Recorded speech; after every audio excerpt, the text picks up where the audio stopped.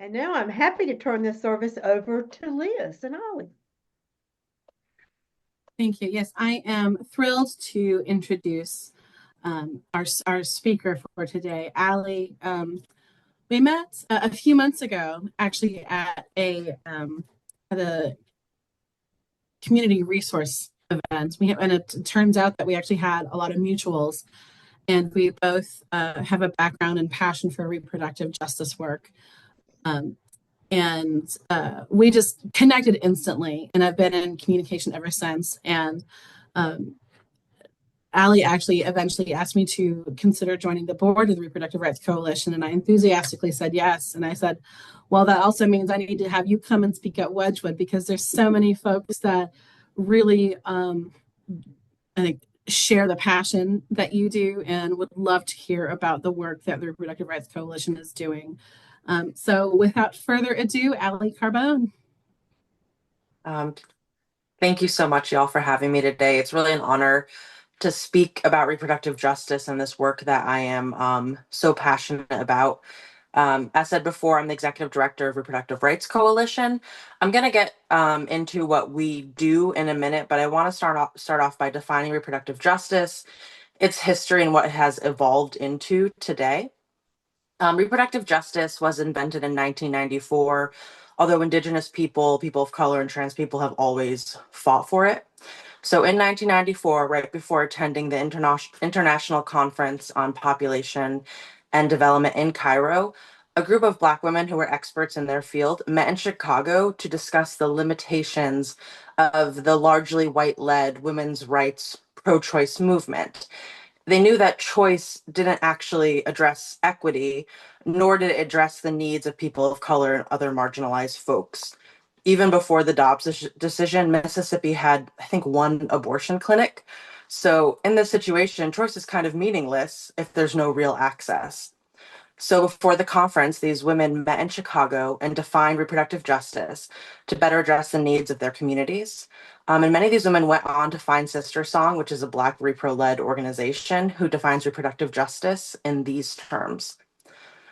Reproductive justice is the human right to maintain personal bodily autonomy, have children, not have children, and parent the children we have in safe and sustainable communities. And over the years, the meaning has expanded to intentionally include the LGBTQ plus community, meaning we get to make liberatory decisions about our bodies and who we create our families with. So we've learned that reproductive justice is actually very expansive. Reproductive Rights Coalition is working on expanding into these values. We started in 2017 as abortion clinic escorts and defenders. For those who don't know, abortion clinics are often protested, and these anti-protesters try to stop people from driving onto the property and make it really confusing for patients who are trying to receive care. So escorts and defenders help guide folks onto the property and walk them to the front door safely and just support them in those moments. At the time, though, we wanted to be more involved in repro. We wanted to better expand into the values of what reproductive justice means and do more to help our community and break down stigma. And last year, the community answered us. There was a group that was practicing practical support and driving folks to their abortion appointments.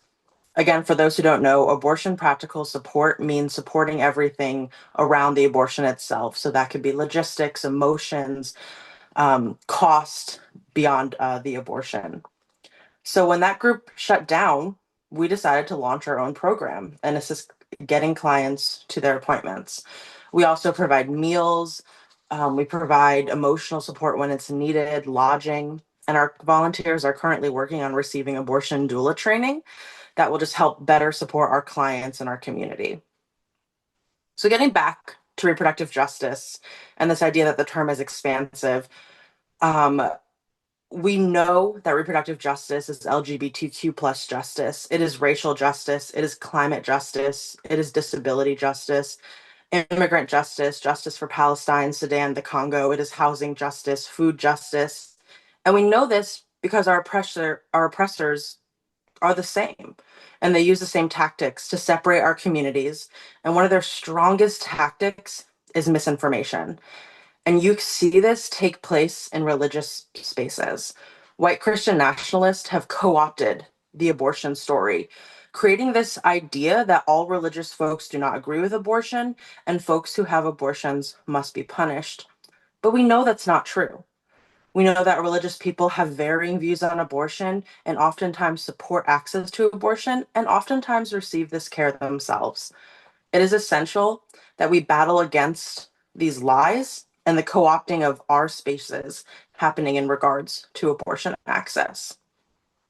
So how do we practice reproductive justice? For Reproductive Rights Coalition, we know that supporting a community member with a utility bill is just as much reproductive justice as helping them get to their appointment or dropping formula off to their house or providing a warm meal after they receive care.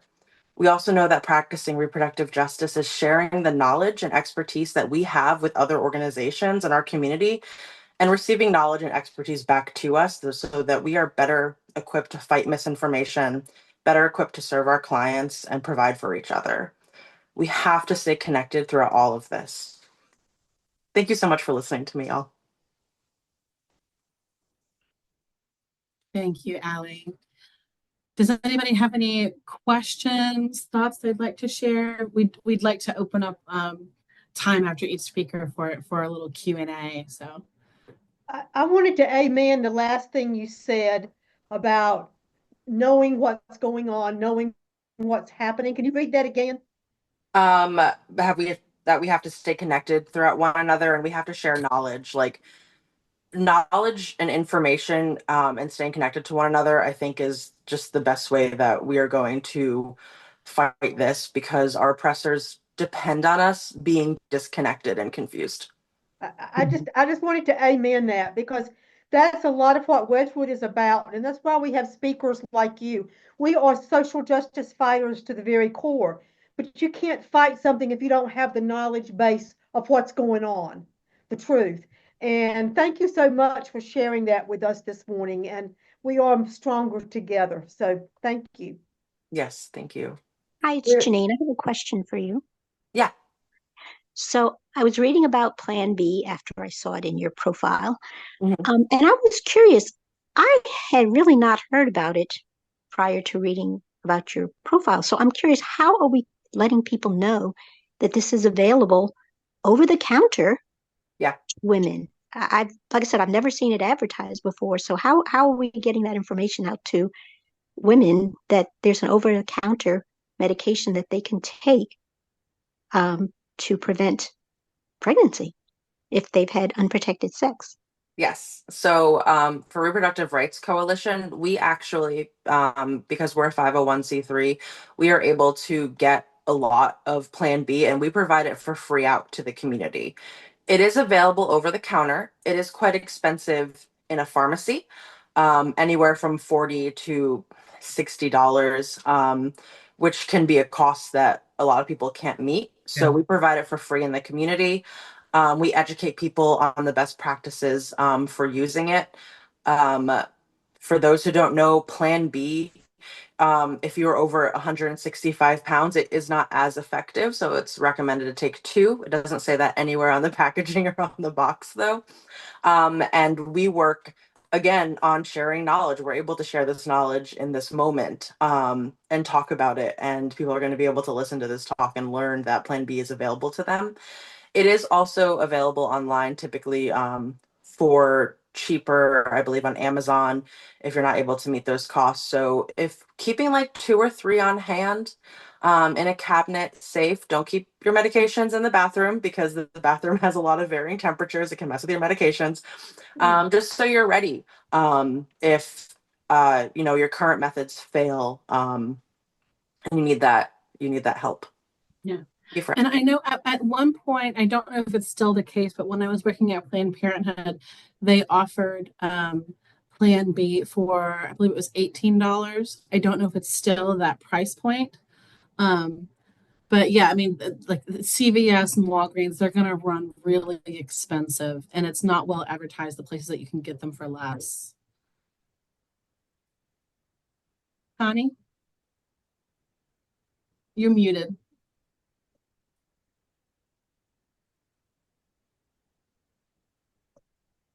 Connie, we can't hear you. I'm sorry. That's Thank okay. you, thank you, Ali, for your presentation. I was under the impression that Plan B, several states are saying if they sell them over the counter, what have you, different venues, they would be criminally charged for, I think is it a misdemeanor right now? So what's happening is that those charges are actually against Plan C or the abortion pill. So Plan B is an emergency contraceptive. So it will prevent you from becoming pregnant. And then the abortion pill exists for when you were already pregnant. In Louisiana, we see that you can be charged if you are found having the abortion pill on you. As far as I know, nowhere in the US criminalizes having Plan B at this point, but Plan B is different from the abortion pill. Okay. And in North Carolina, you, in certain states, New York, California, others, you can have the abortion pill mailed directly to you and be coached with a doctor and online meetings. In North Carolina, that is not legal. You have to go to an abortion provider in person to receive the abortion pill. But there is a lot of confusion between Plan B and Plan C because they have similar names. Yeah. Thank you. Yes. Where are you located? Where would a person go to get help? And is it just for abortion, or is it just for any concerns that they have with reproductive concerns? We don't have an official location. I do work from home. So when we are providing care to abortion seekers, we are not client facing.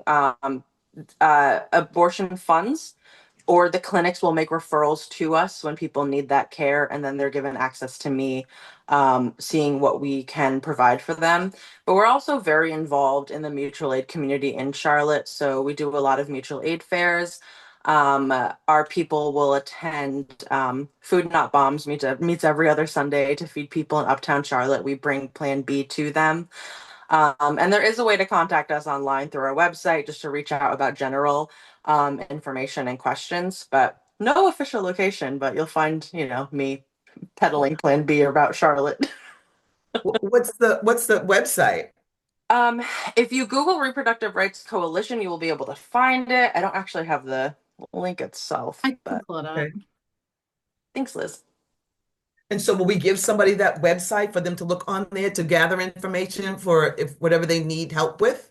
I'd say if they want to contact us, go to the contact page. That leads to an email directly to me if they have different questions about just abortion access in general. Is it just abortion access, or is it other? Okay. We help with other things too. We've given diapers, formula. We did a lot of work within mutual aid networks during the hurricane. We got a lot of specialized formula and infant and child's medicine up to Western North Carolina very quickly in those like first 2 weeks when it was really needed in the area. So we do help with a lot. Again, we're also small and mighty. Oh, okay. And what about you said to have they could have the pill on hand or something like that. Instead of having the pill on hand for multiple accidents, do you teach how to not get in that situation? Like something about learn about your body, our bodies ourselves, or something like that. Do you teach the young people how to not to keep getting in that situation? You don't want to have pills on hand. Oh, I'll just take the pill because I had a wild night. I mean, you don't want that to keep happening. You want them to understand, look, you can't do that, but you can do this, and like, other ways to conduct your sexual life. Yes, Plan B is definitely the intention is to take it in emergency, although there is no limit to the amount of times that you can take it. But I mean, also even just like looking at the cost, you don't want to spend Right, $50, every right. time you can't access it for free.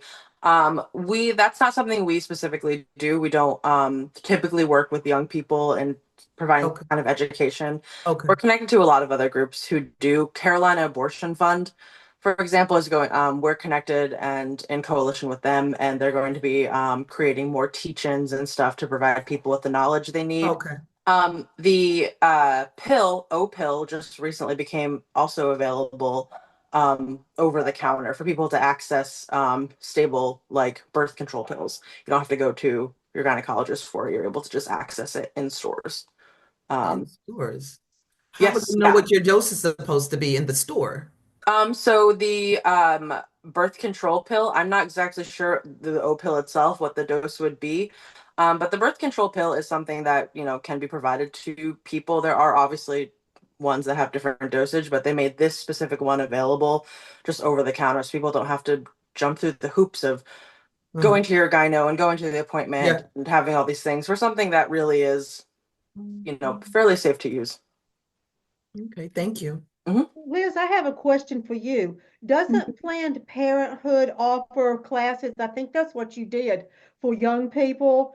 Is that for males and females? Can you speak to that? Maybe that would answer Ashanti's question.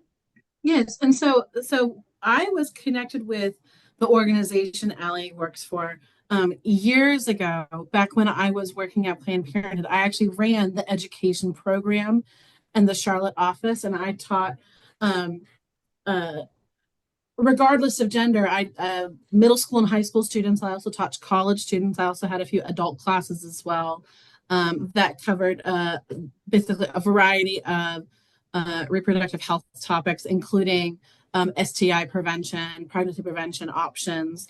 Um, and yeah, that is something that I believe Planned Parenthood still does. And I believe it's still offered in the Charlotte Health Center. And when I was there, it was free. I can't speak to how it is today, but it was completely free.